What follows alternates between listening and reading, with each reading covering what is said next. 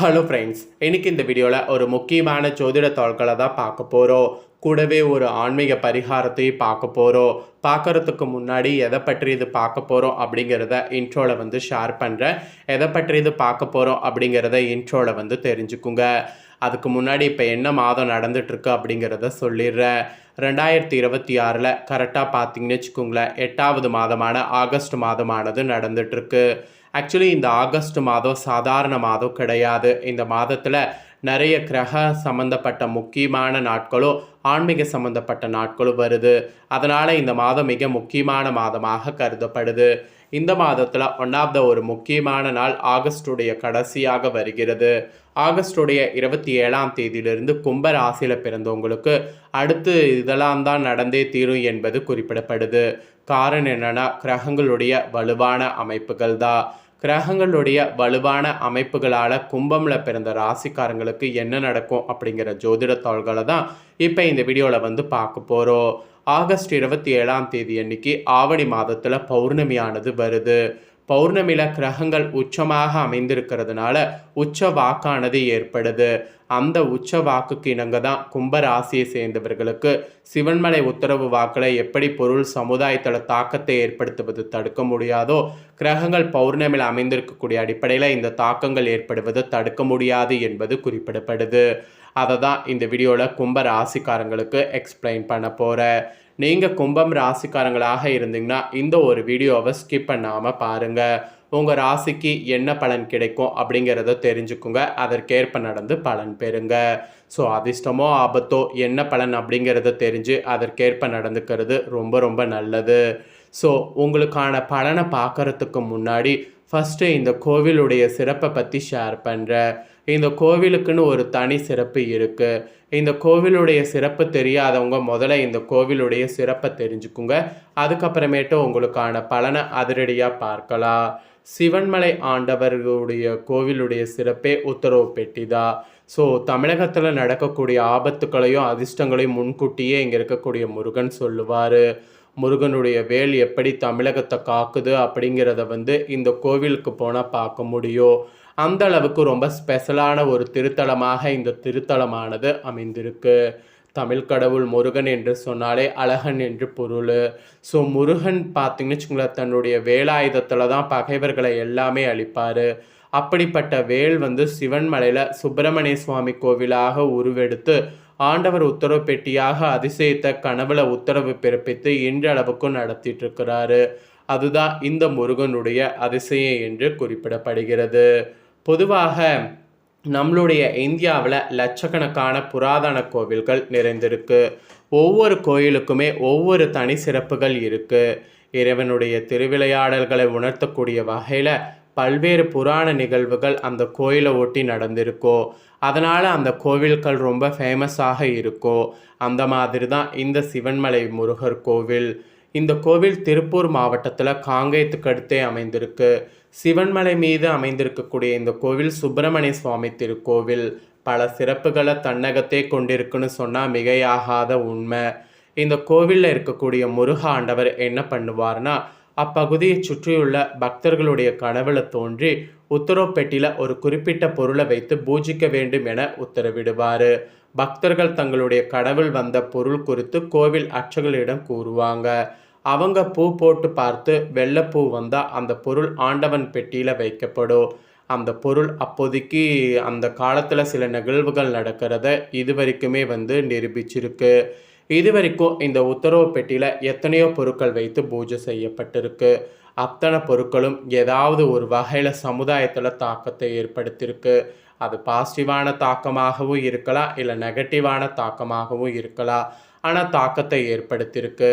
இது வரைக்கும் இந்த உத்தரவு பெட்டியில் மஞ்சள், ஏற்கலப்பை, அதுக்கப்புறம் மண் சட்டி, அதுக்கப்புறம் திருநீர், விவசாய சம்மந்தப்பட்ட ஏற்கலப்பை, இந்த மாதிரி நிறைய பொருட்கள் வைத்து பூஜை செய்யப்பட்டிருக்கு. அந்த பொருட்கள் பூஜை செய்யப்பட்ட காலத்தில் அப்போதைக்கு சமுதாயத்தில் தாக்கங்களும் ஏற்பட்டிருக்கு. இன்னும் விவசாயிகள்லாம் இங்கே என்ன பொருள் வைக்கப்படுதோ அதை பொறுத்து தான் விவசாயத்துக்கே முக்கிய விஷயங்கள் செய்கிறாங்க. அந்த அளவுக்கு பல சிறப்புகளை கொண்டு இருக்கிறது தான் இந்த அதிசயமான கோவில். ஸோ இந்த அதிசயமான கோவில் பற்றி தெரியாதவங்க தெரிஞ்சுக்கணுங்கிறதுனால தான் முதல்ல இந்த கோவில் பற்றி இவ்வளோ நேரம் உங்களுக்கு ஷேர் பண்ணேன். ஸோ இந்த கோவிலில் எப்படி சமுதாயத்தில் தாக்கத்தை ஏற்படுத்துவதை தடுக்க முடியாதோ அதுபோல் கிரகங்கள் பௌர்ணமியில் அமைந்திருக்கக்கூடிய அடிப்படையில் கும்ப ராசிக்காரங்களுக்கு தாக்கங்கள் ஏற்படுவது தடுக்க முடியாது. ஸோ கும்ப ராசிக்கு என்ன மாதிரியான தாக்கங்கள் ஏற்படும் அப்படிங்கிறத வாங்க பார்க்கலாம். கும்ப ராசிக்காரங்களுக்கு இந்த ஆவணி பௌர்ணமியில் ஃபஸ்ட்டு சொல்லப்பட்ட விஷயமே நிதிநிலை மேம்படும். இதுக்கு முன்னாடி நிதிநிலையில் நிறைய நஷ்டத்தை பார்த்து நிறைய ஏமாற்றத்தை சந்திச்சிருப்பீங்க. ஏமாற்றத்தை சந்தித்து நஷ்டத்தை சந்தித்த உங்களுக்கு இனி அந்த மாதிரியான நிலைமை வராது. ஸோ இனி உங்களுக்கு நிதிநிலையும் மேம்படும், அதே சமயம் உங்களுக்கு நல்ல ஒரு முன்னேற்றமும் ஏற்படும். ஸோ பணவரவு அதிகமாக வரும்போது அதை சேமிக்கிறது நல்லது. இப்போ நீங்கள் சேமிச்சிங்கன்னா பின்னாடி உங்களுக்கு நல்லதே நடக்கும். அதனால் நிதிநிலை மேம்படும் போது அந்த நிதிநிலையை கண்டிப்பாக நல்லா பயன்படுத்திக்கோங்க. நிதிநிலையை நல்லா பயன்படுத்திக்கிட்டிங்கன்னா ஃப்யூச்சர் உங்களுக்கு நல்லபடியாக இருக்கும்.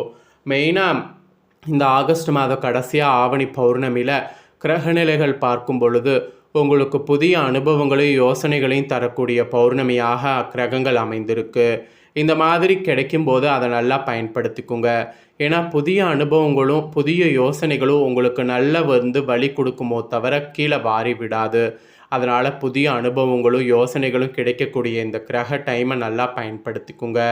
பணியிடத்தில் கூட நல்லா பயன்படுத்திக்கிட்டிங்கன்னா உங்களுக்கான ஊதிய உயர்வு பதவி உயர்வு ரெண்டுமே கிடைக்கும். பணியிடத்தில் இது வரைக்கும் கிடைக்காம இருந்த எல்லாமே இனி உங்களுக்கு கிடைக்க போகுது. அதுலேயும் மெயினாக பதவி உயர்வோடு ஊதிய உயர்வு கிடைக்க போகுது. அதனால் பணியிடத்தில் உங்களுக்கான பணிகளை இன்னும் சுறுசுறுப்பாக செயல்பட முயற்சி பண்ணுங்கள். எல்லாத்துக்கும் மேலே தொழில் செய்யக்கூடிய உங்கள் ராசிக்காரங்களுக்கு புதிய பொறுப்புகளை ஏற்கவோ அல்லது லட்சிய இலக்குகளை நிர்ணயிக்கவோ இது சாதகமான காலகட்டமாகும். ஸோ அதனால் இந்த காலகட்டத்தை நல்லா பயன்படுத்தி நல்லா உங்களுக்கான இதை முன்னேறுவதற்கு பயன்படுத்திக்கோங்க. ஸோ லட்சிய இலக்குகளை நிர்ணயிக்கிறது இதெல்லாம் நீங்கள் நல்லா பண்ணிங்கன்னா நல்ல முன்னேற்றமானது ஏற்படும்.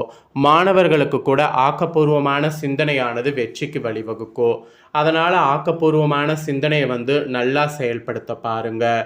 மெயினாக வெளிநாட்டு திட்டங்கள் தொடர்பாக வாய்ப்புகள் உருவாகலாம். கடந்த காலத்தில் நீங்கள் எடுத்த புத்திசாலித்தனமான முடிவுகளால் உங்களுடைய நிதிநிலை பார்த்தீங்கன்னு வச்சுங்களேன் இப்போ மேம்படும். ஒரு பெரிய பொருளை வாங்குவது குறித்து நீங்கள் திட்டமிடலாம். ஸோ பிளான் பண்ணதற்கேற்ப நீங்கள் செயல்படும் போது கண்டிப்பாக அது உங்களுக்கு சக்ஸஸ் ஆகும். அதனால் பிளான் பண்ணுவதற்கேற்ப செயல்படுங்க. ஸோ பௌர்ணமியில் இந்த மாதிரியான அதிர்ஷ்ட பலன் தான் உங்கள் கும்ப ராசிக்காரங்களுக்கு கிடைக்கும் என்பது குறிப்பிடப்பட்டிருக்கு. குறிப்பிடப்பட்ட பலனை தெளிவாக இந்த வீடியோவில் உங்களுக்கு ஷேர் பண்ணிட்டேன். ஷேர் பண்ணதை தெரிஞ்சிருப்பீங்க. தெரிஞ்சதுக்கேற்ப நடந்து பயன் பெறுங்க. இதை நீங்கள் பார்த்தது போல் உங்கள் ஃப்ரெண்ட்ஸ் ஃபேமிலிக்கு உங்களுக்கு பார்க்கணுன்னு நினச்சிங்கன்னா வீடியோ ஷேர் பண்ணுங்கள். சரி, இப்போ இதை தொடர்ந்து ஆவணி பௌர்ணமியில் எப்படி நீங்கள் வழிபாடு செய்தால் கடன் நீங்கி அதிர்ஷ்டம் பெருகும் அப்படிங்கிற ஆன்மீக பரிகாரத்தை சொல்கிறேன். அதையும் இந்த வீடியோவில் தெரிஞ்சுக்குங்க. ஒவ்வொரு கிழமையில் வரக்கூடிய பௌர்ணமிக்கும் ஒவ்வொரு வழிபாட்டுக்கும் ஒவ்வொரு விதமான பலன் உண்டு. அதுபோல் ஆவணி மாத பௌர்ணமி அன்னைக்கு நீங்கள் இந்த வழிபாடு செய்தீங்கன்னா நிறைய பலன் உங்களுக்கு கிடைக்கும். ஆக்சுவலி பௌர்ணமி நாளில் ஆதி பராசக்தியான 16 வடிவங்களில் மகா திரிபுர சுந்தியாக அருள் பாதிப்பதாக ஐதீகம். அதனால் பௌர்ணமி நாளில் அம்பிகையை உங்கள் ராசிக்காரங்க வழிபட்டால் கிரக தோஷங்கள் விலகும். பில்லி சூன்யம் ஏவல் போன்றவை நீங்கும். அதுவும் இந்த பௌர்ணமி வழிபாடுங்கிறது கலைகளில் தேர்ச்சியும் புத்தி கூர்மையும் தரக்கூடியதாக இருக்கும். அதிலும் இந்த டைம் பார்த்திங்கன்னு வச்சுக்கோங்களேன், பௌர்ணமி அன்னைக்கு ஆவணி அவிட்டமும் வருது. அதனால் அம்பிகைக்கு இந்த நாளில் விளக்கேற்றி நெய் கலந்த சாதத்தை நைவேத்தியமாக படைத்து வழிபாடு செய்வது மிகவும் சிறப்பு. செல்வமும் பெருகும், தீராமல் தொல்லை கொடுக்கக்கூடிய கடன் பிரச்சனை நீங்கும். அதனால் இந்த நாளில் வழிபாடு செய்யுங்க. ஆவணி அவிட்டங்கிறதுனால மாலையில் விளக்கேற்றி வைத்து காயத்ரி மந்திரத்தை பாராயணம் செய்யுங்க. வீட்டில் இதனால் செல்வ வளம் பெருகும். சந்திரன் உதயமானதும் சந்திர தரிசனம் இந்த நாளில் செய்துவிட்டு ஹோம் கிரீம் வம் சந்திரதேவாய நமக என்ற மந்திரத்தை 3 முறை சொல்லி வழிபாடு செய்யுங்க. இது மனதை தெளிவடை செய்யும், மனதில் உள்ள குழப்பங்களை நீக்கும், முடிவெடுத்துல ஏற்படக்கூடிய தடுமாற்றங்கள் நீங்கி மன அமைதி அடையும். அதனால் மறக்காமல் இந்த பரிகாரத்தை செய்திடுங்க. இதை உங்கள் ஃப்ரெண்ட்ஸ் ஃபேமிலிக்கும் லைக் பண்ணி ஷேர் பண்ணுங்கள். அவங்களும் பார்த்து பலன் பெறட்டும். இதே போல் புதிய தோள்களை தெரிந்து கொள்ள மறக்காமல் சேனலை சப்ஸ்கிரைப் பண்ணுங்கள். கூட பெல் பண்ண ப்ரெஸ் பண்ணுங்கள். அதை நீங்கள் பண்ணிட்டீங்கன்னா இனி நான் போகிற மற்ற அப்டேட்டான எல்லா வீடியோஸும் உடனுக்குடனே தெரிந்து கொள்ளலாம். ஸோ மறக்காமல் சப்ஸ்கிரைப் பண்ணி பெல் பண்ண ப்ரெஸ் பண்ணுங்கள். அப்போ தான் நான் போகிற மற்ற அப்டேட்டான எல்லா வீடியோஸும் உடனுக்குடனே தெரிஞ்சுக்க முடியும். ஸோ மறக்காமல் பண்ணுங்கள். சுவாரஸ்யமாக வேறொரு வீடியோவில் உங்களை சந்திக்கிறேன்.